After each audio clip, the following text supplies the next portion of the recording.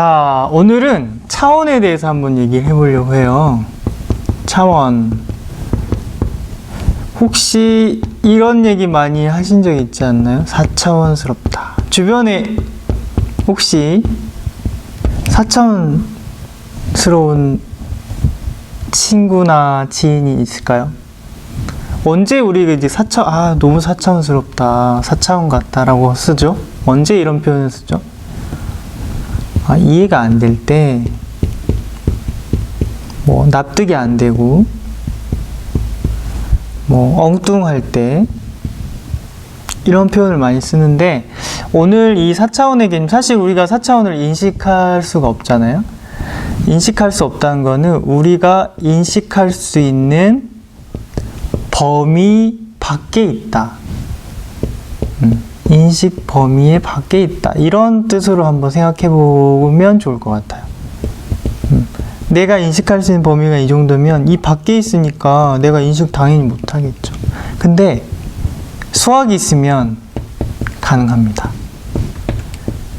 수학의 체계로 한번 이 인식 밖을, 그리고 요리의 맛, 소스의 맛을 통해서 이 인식의 벽을 한번 뛰어넘어 볼까 해요. 아이들과 함께. 자, 근데 그러려면 먼저 이 차원이라는 게, 우리가 너무 고차원적이야, 저차원적이야, 이런 얘기를 하지만 정작 차원이 무슨 뜻인지에 대해서는 깊이 생각을 안 해봤을 거예요.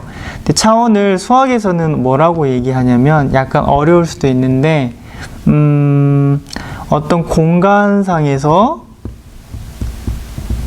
한 점의 위치를, 좌표기랑 좀 비슷하죠? 나타낼 때 필요한 축의 수,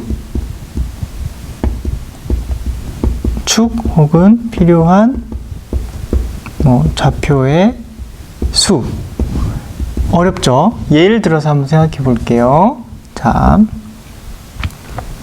이 선 위에 이 점의 위치를 나타내고 싶어요. 그러면 시작점이 있어야 될 거고, 한 칸에 대한 기준이 있어야 될 거예요. 이 위치는 이렇게 3 이렇게 나타낼 수 있는 거예요. 이 말은 이 공간상에서 이 점을 위치를 나타내는 데는 이 하나의 축만 있으면 되는 거예요. 이렇게 왔다 갔다 할 수 있는 하나의 축만 있으면 이 위치를 한 개의 숫자만 가지고 나타낼 수 있어요. 그래서 이거는 몇 차원이 되는 거냐면 1차원이에요. 1차원 세상은 그냥 선만 있어요. 마치 기차의 선로처럼 왔다 갔다. 그러면 어디 있는지를 알려면 딱 숫자 하나만 있으면 알아요. 시작점만 있으면. 자, 그러면 약간 거꾸로 가긴 했지만 0차원은 어떤 세계일까요? 움직일 수가 없어요. 이제 점으로밖에 표현을 못하는 거고. 2차원은 어떻게 될까요? 축이 두 개가 있다는 거는 우리 전 시간에 했던 좌표 평면을 생각하시면 돼요. 이 면 위에, 평면 위에 있는 한 점을 나타내려면 오른쪽으로 몇 칸, 위쪽으로 몇 칸이라는 두 개의 숫자가 필요하고, 두 개의 축이 있어야 모든 이 평면상에 있는 점의 위치를 이 두 축으로 설명할 수 있는 거예요. 물론 이 축이 하나 더 있으면 또 상관은 없겠지만, 수학은 단순, 간결, 간단한 학문이다 보니까 이런 군더더기를 안 좋아해요. 두 개만 있으면 돼요. 얘는 굳이 이 얘를 표현하는 데 있어서 그냥 사족 같은 거죠. 그래서 이 수직, 수평 이 두 개의 축만으로도 평면상의 모든 위치를 나타낼 수가 있어요. 그래서 2차원, 이거는 축이 두 개니까 나타낼 수 있는 숫자가 두 개니까 2차원이라고. 3차원은 어떻게 될까요? 3차원은 이렇게 또 위아래가 존재하겠죠? 그래서 3차원상의 위치는 예를 들어 세 점으로 표현이 가능하고 축 3개로 나타낼 수 있어요. 우리 공간상의 저쪽 모서리에 있는 위치는 이렇게 가야 되니까 3개의 축이 필요한 거예요. 그러면 4차원은 우리가 4차원스럽다고 하는 거는 우리 인식 밖의 일이에요. 그래서 이 이상 축을 표현하기가 좀 어려워요. 왜냐하면 우린 3차원에 살고 있기 때문에 3차원을 넘어서는 세상에 대해서는 인식도 못하고 표현하기도 어려워요. 하지만 아까 수학이 있다고 했잖아요. 수학이 있기 때문에 우리는 그 축이 분명히 4개가 있을 거고 숫자로 표현한다면 숫자 4개로 표현이 가능은 하겠다. 그래서 중요한 게 이제 있는 거죠.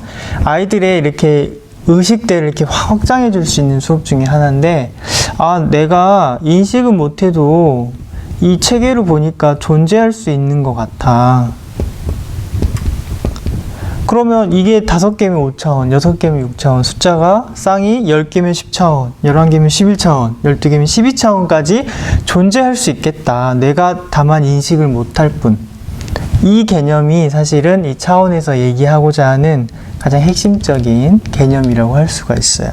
자, 근데 이거를 우리가 맛을 통해서 한번 뛰어넘어 보자. 그러면 맛도 차원으로 표현이 가능할까? 한번 해볼까요? 자, 어디 떡볶이집이나 카레집을 가면 이제 뭐 순한 맛, 중간 맛, 매운맛, 뭐 아주 매운맛 막 이렇게 있을 거예요. 이거는 사실 다른 모든 맛 중에 다른 건 다 빼고 매운맛의 정도로만 이렇게 맛을 표현하고 있는 거예요. 그래서 이만큼 매운 거, 이만큼 매운 거, 뭐 덜 매운 거, 뭐 아예 안 매운 거 이렇게 표현할 수 있는 거예요. 그래서 매운맛 하나만 써서 내가 소스를 만든다면 그거는 몇 차원일까요? 1차원일 거예요. 1차원. 축이 하나죠.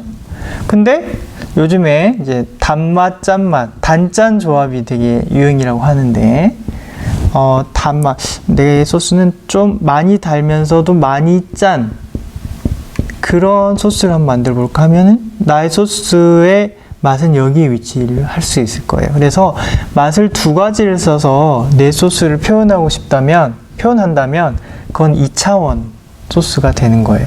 마찬가지로 단짠 신맛까지 하면 3차원이 되겠죠.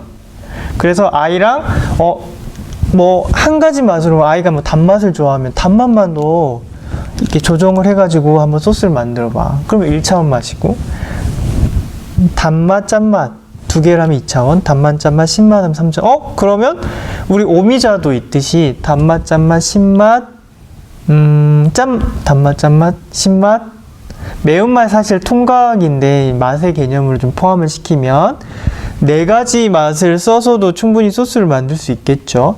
근데 이게 사실은 4차원의 맛인 거예요.